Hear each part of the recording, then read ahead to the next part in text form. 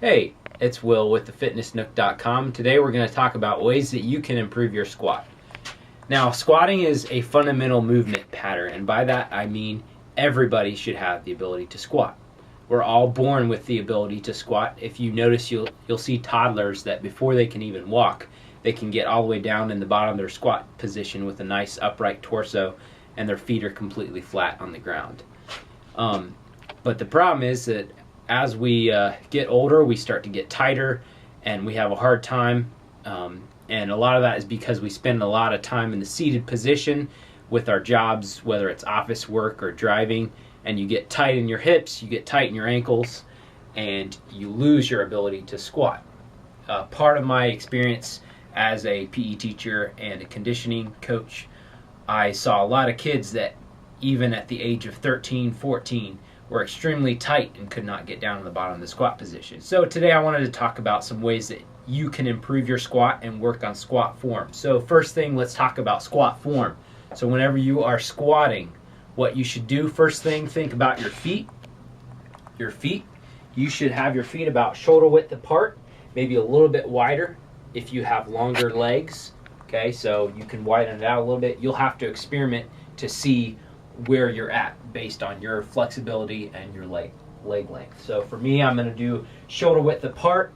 My toes should be straight forward or slightly out. Either one is okay. All right, now when you're squatting, you want your torso to be nice and upright. So with an air squat, you'll keep your hands out in front of you to force you to keep your torso nice and tall. As you squat down, you want your knees to come out and stay over your toes. Push your hips back and knees go out at the same time. All right, now in the bottom of your squat position, the crease of your hip should be below your knee. All right, so that's a full range of motion of a squat. And now everybody is going to have flexibility issues. Me personally, I still have hip tightness and ankle tightness, and I have to constantly be working on it and warm up before I squat.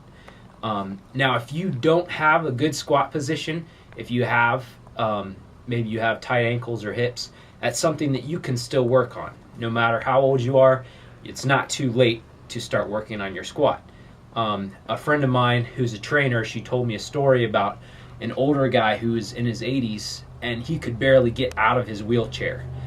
So she started working with him, and she had him every day work on getting a nice upright torso and standing up out of his wheelchair a few times just for exercise. So he got to the point where he was able to do several reps where he would sit down in his wheelchair and stand back up, and he strengthened his legs, and he was able to get to where he could do regular squats without his wheelchair, and this is at the age of 80. So it's never too late to start working on your squat. One thing that you can do if you have a hard time squatting, you can't get in a good position when you're in your air squat, find something to hold on to, whether it's a doorway or a band. I'm going to use my homemade squat stand here just for balance. What I'll do is I'll get in my squat stance. I'm going to walk myself down into the bottom of my squat with my hands here, keep a nice upright torso, go all the way down till I feel tightness. All right, you shouldn't relax down in the bottom too much. Keep your core engaged, stay nice and tall, walk yourself back up. All right, this is a good. So if you don't have a solid squat, that's a good way to work yourself up to where you can do regular squats. So I'd recommend, if you don't have a squat yet, I would start by making that a part of a daily routine. So make it a goal to at least 5 times a week get maybe 15 to 20 repetitions of walking down into the bottom of your squat. You'll notice after that, you'll notice your legs start getting stronger and your hips start getting stronger, and your range of motion will increase over time. So that's a good starting point. Now, after you get to that, then you want to start working on your air squat, which is what I demonstrated earlier with no weight, or you can start working on what's called a goblet squat. Okay, a goblet squat is a good way to load the squat, but it also teaches you very good form. So for the goblet squat, basically what you're going to do is you're going to grab a weight. You can either use a dumbbell, like what we have here, or I prefer to use a kettlebell. For the kettlebell, there's two options. You can either hold it bottoms up like this, or you can hold it down like this. All right, I prefer to do bottoms up. So for bottoms up goblet squat, what you're gonna do is hold it out in front of you. Same thing, keep your torso nice and tall. As you squat down, force your knees out and your elbows should come down in between your knees. All right, now this is really good because it's forcing me to activate my core and keep me up nice and tall the whole time. If I had my kettlebell down, I'd be leaning forward just a little bit more to keep my balance.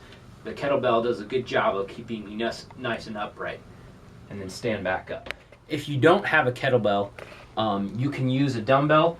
To use a dumbbell for a goblet squat, all that you're gonna do, you're gonna grab the dumbbell by one of the ends of the dumbbell, hold it just like you would a cup in front of you. That's why it's called a goblet squat. And same thing, you're gonna squat down, get your knees between your elbows, use that weight to keep you nice and tall and activated. Don't let it pull you forward, and then stand back up. Now those are the two exercises I'd recommend just for starting out and to work on range of motion. Eventually we'd like to do some videos on barbell squats, doing a back squat or a front squat.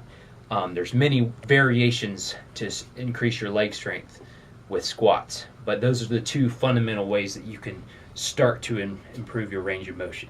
So that's all we have for you today. Make sure you like us on Facebook or follow us on Instagram, and we'll catch you next time.